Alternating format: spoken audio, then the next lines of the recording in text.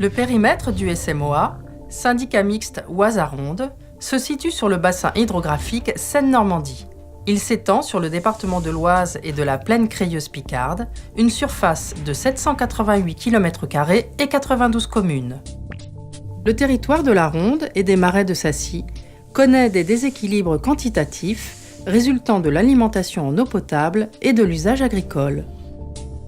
Afin de sensibiliser les usagers de l'eau, l'équipe du SMOA a convié, sur 3 jours, tous les acteurs du territoire aux ateliers eau et climat.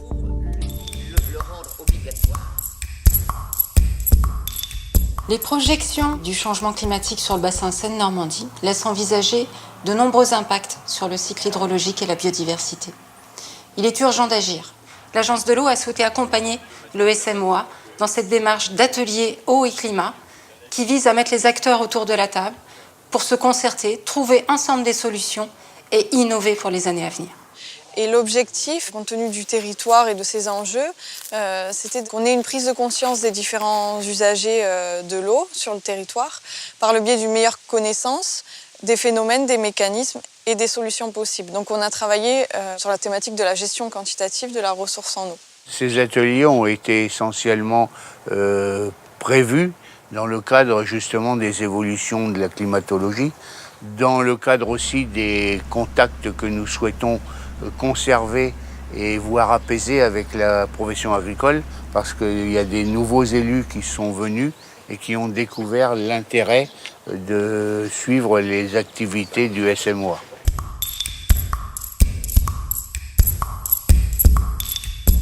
Le bassin versant de la Ronde et les marais de Sacy subissent de forts étiages qui impactent régulièrement les usages. Là, on a la bruyère juste en bas. Hein, et puis vous avez, je dis, Sacy-le-Grand derrière. Là, on s'en va dans l'axe Saint-Martin-Longo là-bas. Hein, ouais. Puisqu'en fait, le marais est drainé par une rivière, la Frette, qui démarre d'ici. Donc là, en plus, non seulement il y a ce problème d'1,2 million de mètres cubes qui est pompé quand même sous le marais. Et puis, on est à la partie extrême ouest, qui est la partie la plus sèche. On est au départ, dans le sens d'écoulement des eaux, on est au départ du marais. Et le niveau des marais est menacé. D'une part par la sécheresse, d'autre part par le fait qu'on pompe pour l'alimentation de la région de la vallée dorée. Et nous voyons aussi un certain nombre d'arbres qui, à l'heure actuelle, dans les forêts, meurent à cause de la sécheresse. Donc c'est quand même une réalité.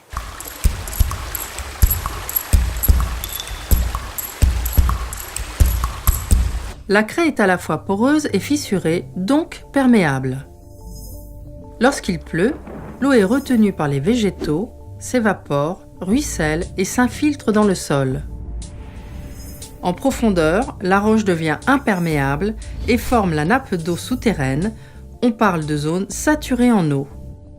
Le niveau d'eau est abondant au printemps, mais en été, la sécheresse de la nappe de craie est aggravée par les prélèvements qui abaissent le débit de la rivière, la Ronde. Dans ce contexte de tension quantitative, le bassin de la Ronde a été classé en zone de répartition des eaux. Nous avons modélisé la nappe de craie et réuni l'ensemble des consommateurs pour une meilleure gestion de la ressource et de ses volumes prélevables. On va travailler ensemble en fait, alors j'ai appelé ça atelier participatif, mais l'idée c'est qu'on ait la liste des actions du SAGE et j'ai envie d'avoir votre retour sur celles qui vous semblent les plus importantes et notamment celles qui concourent à l'adaptation au changement climatique. L'ensemble des acteurs, qui sont notamment réunis au sein de la CLE, la Commission locale de l'eau, ont réfléchi à un panel d'actions qui permettent de répondre à des enjeux. Le SDAGE est porté par l'Agence de l'eau Seine-Normandie et le SAGE Oise-Aronde, la structure porteuse, c'est le SMOA, le syndicat mixte Oise-Aronde. Okay. Le SAGE, c'est un document de planification qui permet de définir à moyen et long terme des orientations de gestion pour préserver la ressource en eau tout en conciliant les usages présents sur le secteur du SAGE.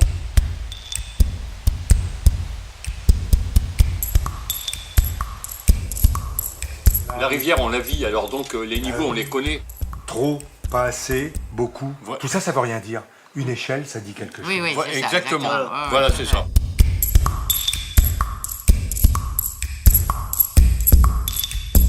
On a un lotissement avec des loups à Sacy-le-Grand.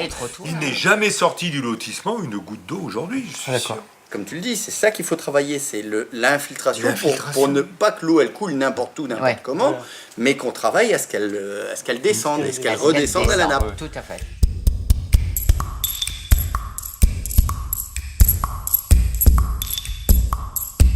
De toute façon, il faut que tout le monde prenne conscience des problèmes qui sont devant nous et qui vont devenir d'une plus grande acuité, à savoir la ressource qu'il faut préserver. Or, à l'heure actuelle, il y a encore beaucoup de gaspillage de l'eau. Nous, communauté de communes, on a été dans l'obligation à l'époque de changer l'ensemble de nos compteurs. Par exemple, sur l'école de Bailleval, j'ai un vide sanitaire. Je n'aurais jamais pu détecter une fuite sur un ballon. C'est un ballon d'eau chaude, mais qui m'ont mis dans le vide sanitaire. Indétectable, c'est la télérelève qui m'a dit Monsieur Ferreira, on soupçonne une fuite. Aujourd'hui, on ne raisonne que sur ce qui est prélevé et pas sur ce qui est utilisé. Et je pense que là, il y a peut-être une réflexion quand même à avoir par rapport à ça. Je travaille sur la gestion quantitative de l'eau, donc j'ai une partie irrigation, mais pas que sur l'irrigation. Il y a aussi justement toute cette question de quel système et quel impact sur le cycle de l'eau, sur la gestion quantitative de l'eau à l'échelle de la parcelle. L'irrigation permet une amélioration de l'efficience des intrants, permet aussi une biodiversité, permet une fertilité des sols et une mise en valeur des petites terres.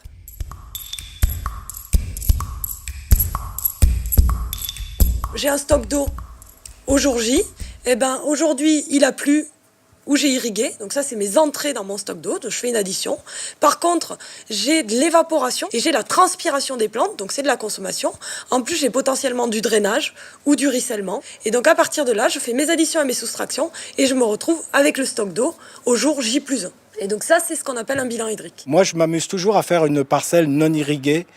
Dans le contexte, si vous voulez, c'est clair qu'il arrive à un moment donné où on atteint cette courbe-là. Et quand on atteint cette courbe-là, je vous assure qu'en 8 jours de temps, la plante, elle est fanée. On n'est pas responsable de la demande climatique qui est de plus en plus élevée. Donc aujourd'hui, tout ce qu'on peut faire, c'est augmenter l'efficience en eau. Donc si un agriculteur surirrigue à côté d'un agriculteur qui optimise son utilisation de l'eau, là, je vais pouvoir dire, s'il avait utilisé un outil, il aurait économisé tant d'eau.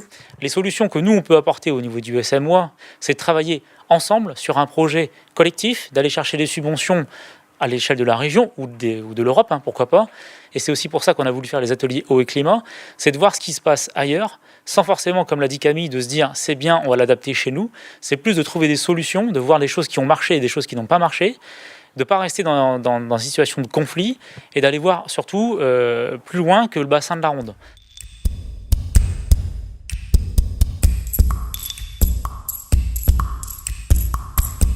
On est sur 634 communes, ça fait 1,4 million d'habitants. On simplifie en disant nappe de Beauce, mais en fait, il faudrait dire le complexe aquifère des calcaires de Beauce, qu'en fait, c'est un empilement de couches calcaires qui sont plus ou moins fracturées et fissurées, qui vont permettre à l'eau de s'écouler. On a eu des problèmes d'approvisionnement en eau potable, plusieurs cours d'eau qui étaient à sec et des conflits d'usage, notamment entre irrigants et riverains de cours d'eau.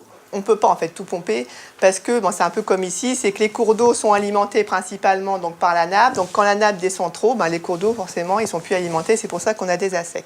Les deux préfets de région, donc région Centre et région Île-de-France, ont décidé de mettre en place un groupe de travail qui rassemblait les élus, la profession agricole et les représentants de l'État pour vraiment travailler sur un dispositif de gestion des prélèvements mais plus approfondi. Donc ce groupe de travail va décider 3 choses. D'une part, le lancement d'un programme d'études qui va permettre d'approfondir les connaissances de la nappe avec notamment un programme de modélisation de la nappe. D'autre part, l'élaboration d'un sage nappe de Beauce qui devra donc encadrer réglementairement les mesures qui seront prises. Et la troisième mesure, c'était donc la mise en place d'un dispositif de gestion volumétrique provisoire. Donc ça, c'est le volume moyen exploitable pour l'irrigation en conditions moyennes de recharge moyenne, donc qu'on a estimé donc à 200 millions de mètres cubes.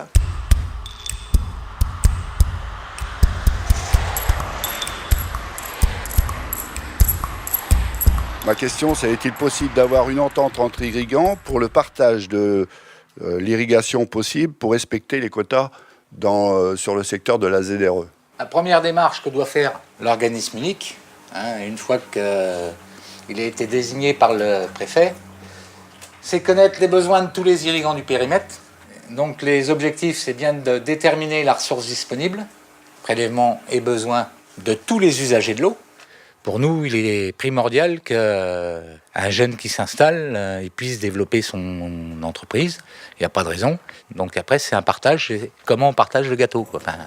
Une grosse grêle dans un secteur, sur des patates, les gars, ils arrêtent d'irriguer, c'est clair, trop de soucis. Et donc, c'est dommage qu'on ne puisse pas, à ce moment-là, alors c'est genre au mois de juillet, dire, eh bien tiens, ce volume-là, on va le répartir.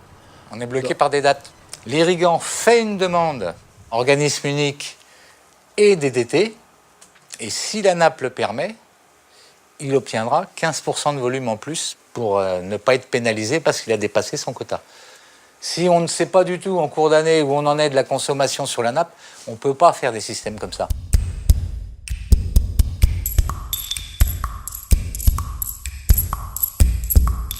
Il convient notamment de réduire notre dépendance en eau, de préserver sa qualité, de protéger les milieux naturels et de prévenir le risque d'inondation et de coulée de boue. Informer, former, valoriser les retours d'expérience, rechercher des solutions tous ensemble sont des préalables indispensables pour relever collectivement ce défi.